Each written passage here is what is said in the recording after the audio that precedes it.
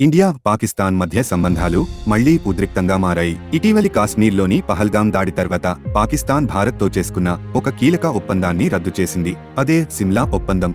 ఈ ఒప్పందం అంటే ఏమిటి? దాన్ని రద్దు చేస్తే ఏం జరుగుతుంది? ఇలాంటి వివరాలు ఈ వీడియోలో పూర్తిగా తెలుసుకుందాం. కాబట్టి స్కిప్ చేయకుండా వీడియోని పూర్తిగా చూడండి. సిమ్లా ఒప్పందం అనేది ఇండియా మరియు పాకిస్తాన్ మధ్య 1972 జూలై 2న జరిగిన ఒక శాంతి ఒప్పందం.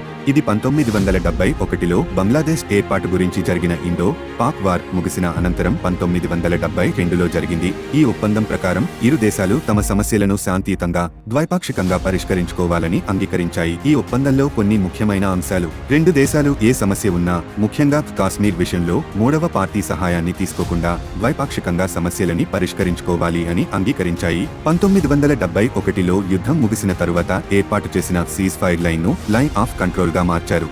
బంగ్లాదేశ్ యుద్ధం తరువాత బందీలుగా పట్టుకున్న 90,000 మంది పాకిస్తాన్ సైనికులను ఈ ఒప్పందాన్ని గౌరవించి భారత్ విడుదల చేసింది. భవిష్యత్లో సంబంధాలు మెరుగుపరుచుకోవడానికి రెసిడెన్షియల్ మిషన్లు, రవాణా సంబంధాలు మొదలైనవి పునరుద్ధరించేందుకు పనిచేయాలి అని ఈ ఒప్పందం ద్వారా ఇరు దేశాలు అంగీకరించాయి. 2025లో పహల్గాం దాడి తర్వాత ఇరు దేశాల మధ్య సంబంధాలు దిగజారాయి. భారత్ పాక్ పై తీవ్ర ఆంక్షలు విధించింది. పాకిస్తాన్ రాయబారులను, పౌరులను భారతదేశం వీడాలని హుకుం జారీ చేసింది. వీసాలు నిలిపేసింది. ఇండస్ వాటర్ ట్రీటీ నుంచి బయటపడింది. దీనికి ప్రతిస్పందనగా పాకిస్తాన్ సిమ్లా ఒప్పందాన్ని రద్దు చేస్తున్నట్టు ప్రకటించింది. అంటే పాకిస్తాన్ ఇకపై ద్వైపాక్షికంగా కాకుండా సమస్యలను అంతర్జాతీయంగా తీసుకెళ్లే అవకాశం ఉందని సూచిస్తుంది.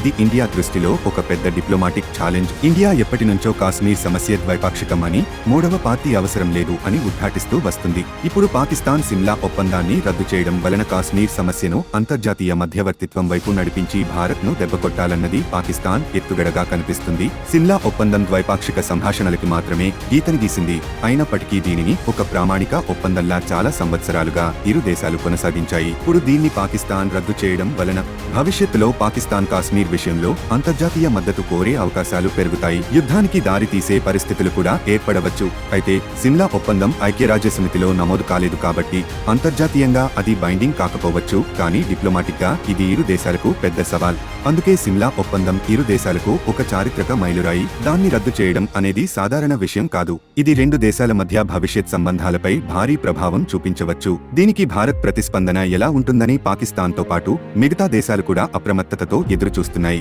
పాకిస్తాన్ నిర్ణయంపై అభిప్రాయం ఏమిటి? పాకిస్తాన్ ఈ ఒప్పందాన్ని రద్దు చేయడం సరైనదేనా? కామెంట్స్ లో మీ అభిప్రాయాన్ని తెలియజేయండి. ఇలాంటి మరిన్ని ఇంట్రెస్టింగ్ కంటెంట్ కోసం యురేకా టీవీని సబ్స్క్రైబ్ చేసుకోండి. అలాగే ఈ వీడియో నచ్చితే లైక్ చేసి మీ మిత్రులకు షేర్ చేయండి. ధన్యవాదాలు.